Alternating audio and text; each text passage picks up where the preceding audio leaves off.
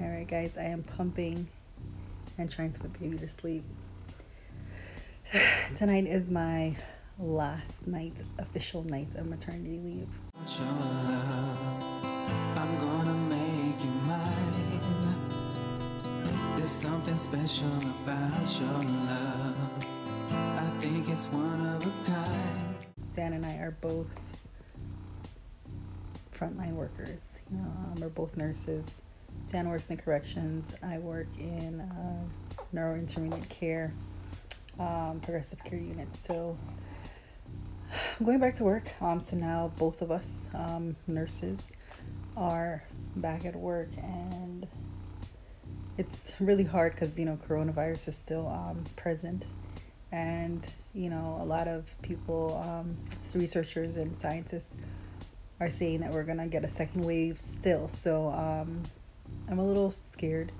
I haven't been to work since February like 9th was the last time I was at work. So it's been a long time since I've been at work personally, and I haven't been on the road that often. So me being at risk, I'm kind of like, okay, I don't have the immune system for it. And then because he's a preemie, he doesn't have the immune system for it. So I've been a little reluctant about going back to work. But today's the last day, so I am pumping and preparing, and I'm getting myself organized for tomorrow. Because like I said, it's been a while. And trying to get as much, contact with him. I don't think we talk about that enough. Like, the ending of maternity leave. There's some countries that have maternity leave for a year. There's some countries that have paternity leave. But in the United States, and in the, institution I work, 3 months is what you get. And, being that he was a preemie and I had to leave him in the hospital, it was, really hard. It was a hard decision to go back because, I'll be honest, I didn't want to go back, especially with the coronavirus, the COVID-19 going around. I really didn't want to go back, but it's a reality, it is a profession that we do. It is the decisions that you make as parents to be able to provide for our children, but we also must know what the sacrifices are going to be. So if you're willing to, if you're able to, people will take longer times off from work and stuff like that. But I wasn't really able to take any longer off from work. So I'm here, going through the motions of it. Like, I feel like I've kind of cried a couple of times and try to like hide it from him, but I think he knows what's going on. Like, Kels definitely knows something is up. Tried on my uniform and all that stuff. So, preparing to get back to it. It's not easy. More than anything, the emotion of it all is kind of what I'm trying to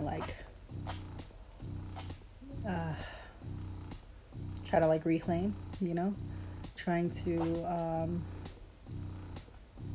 not go into work fearful of what may happen.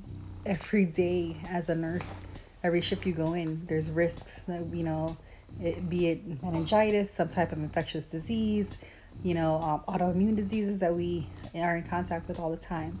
So it's definitely nothing new, but something this virus is something that affected so many. All right, so I put the baby down, still pumping. I'm ready for bed.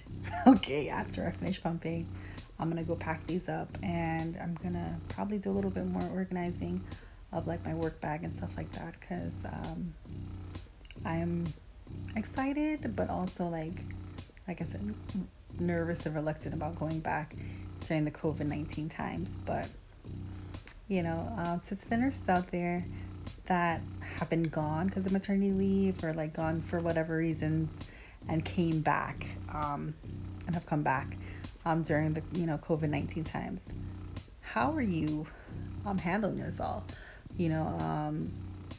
If you've been in it, I think you've had time to like process it, process the emotions of it. It's still, I'm sure, pretty difficult, but like coming back from like not really experiencing it. I'm sure with all the, you know, deaths and death tolls that are still increasing, I'm sure, you know, you're pretty reluctant. So comment below if you have any, you know,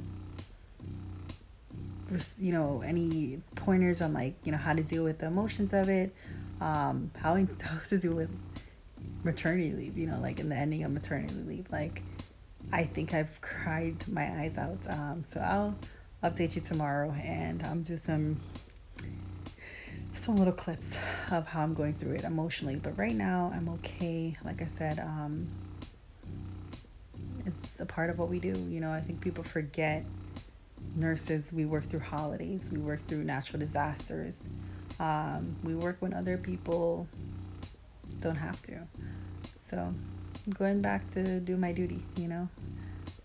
So the other thing is, like, you know, remember, Dan, it's two of us, it's me and Dan. So we're kind of like, I'm off, you know, 2 nights, he's working those 2 nights. We're just kind of passing the baby back and forth. So that's going to be an experience. So, you know, we've never really had to do that with a baby. You know, we've had to like change around our schedules in order to accommodate that someone's always there. Originally, we were going to have a family member come from Jamaica and like stay with the baby while we were like at work and stuff like that. But COVID-19 affected those plans. So we've kind of been forced to deal with it, and we'll see. You know, we'll keep updating you on like how that goes.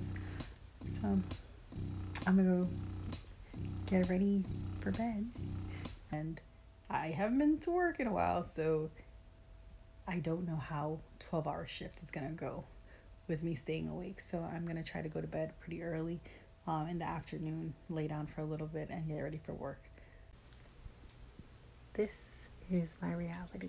Okay, he's still fighting to sleep, but I'm gonna put him in the bassinet soon. As soon as he's like sleepy, but he keeps like wiggling around. And you know, a bit of it is like enjoying like the nighttime routine that we've kind of set up thus far. But tomorrow will be the first night that I won't be here to do this nighttime routine.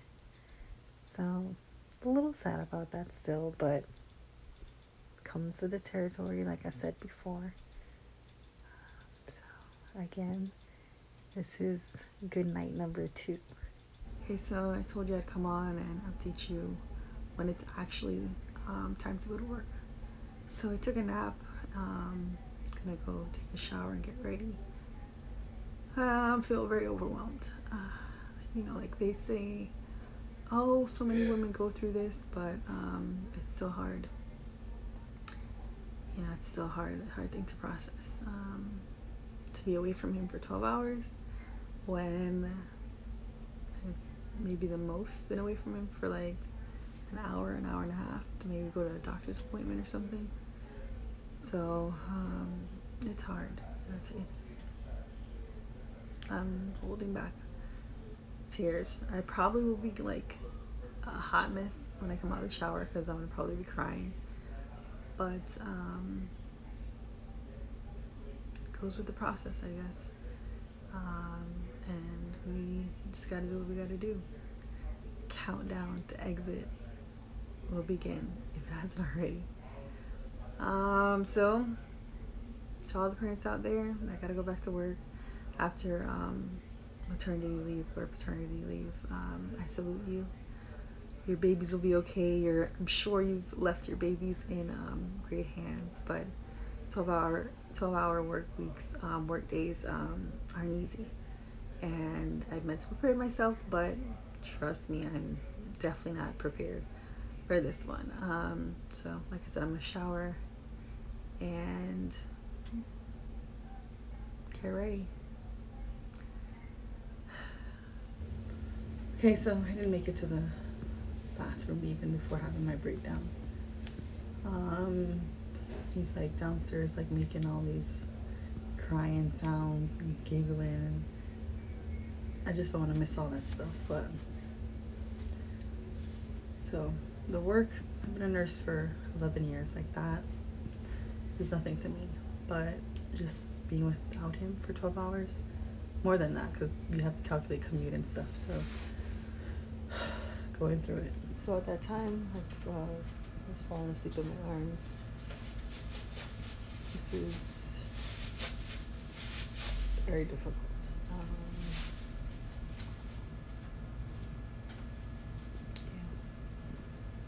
I know it'll get easier, but it's definitely isn't easy.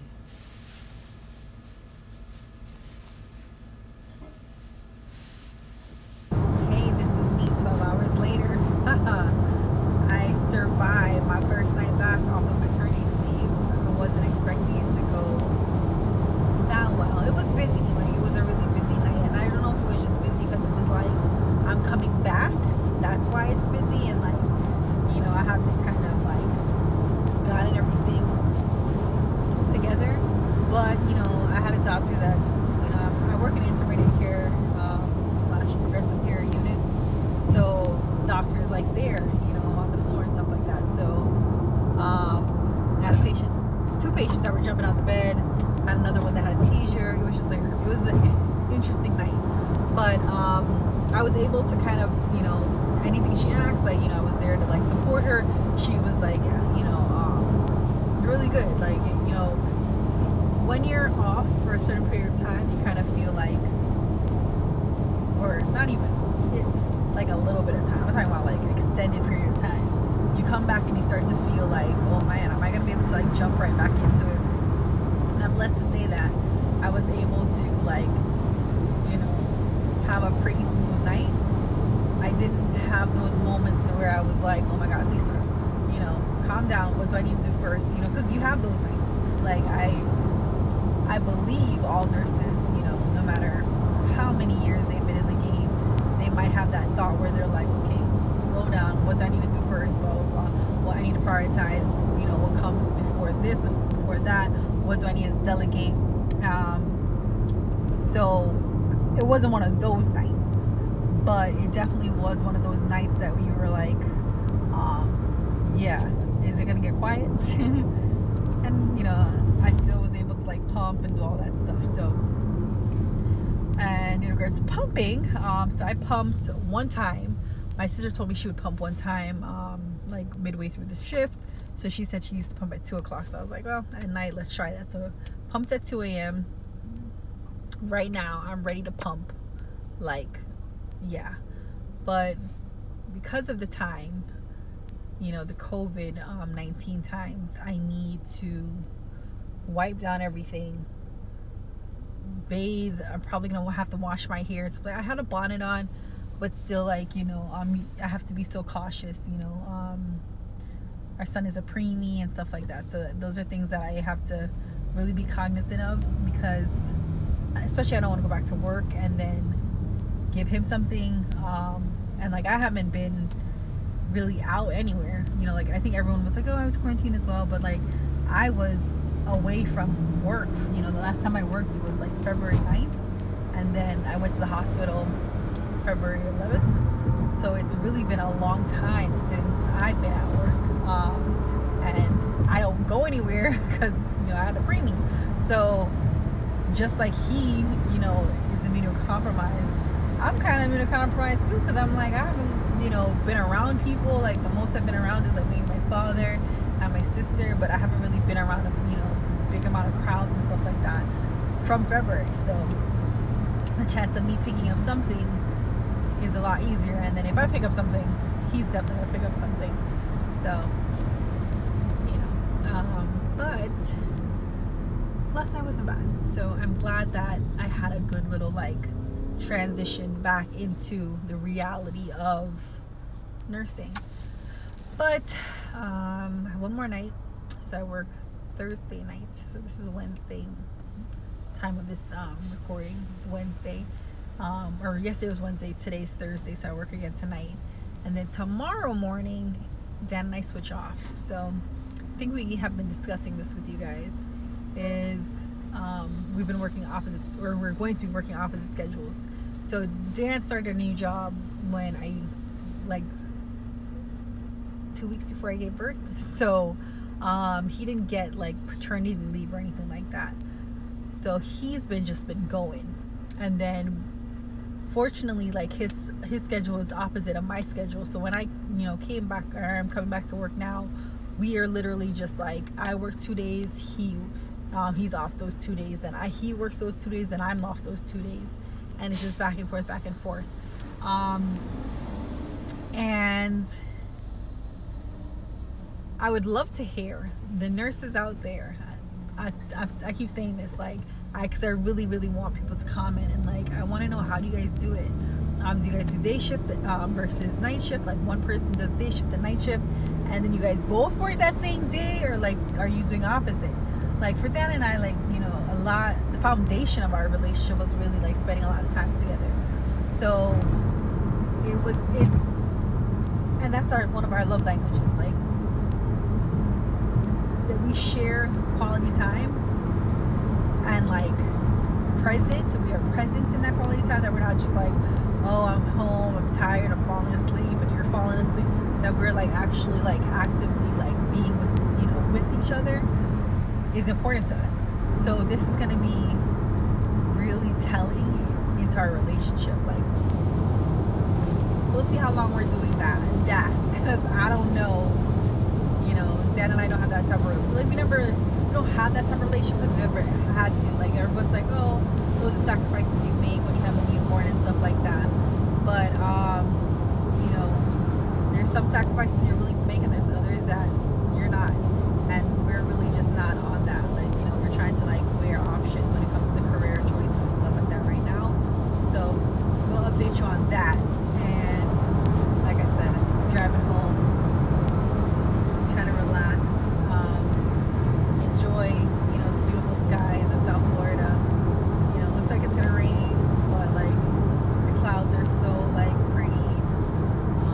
They look like full and ready to bust. So I think a storm is coming soon. So we'll see. Again,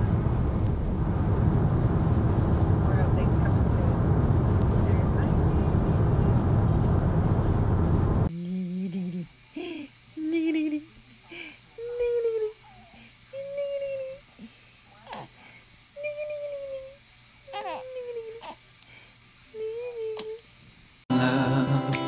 I think it's one of a kind. There's something special about your love. I want it all the time. You will always be my inspiration.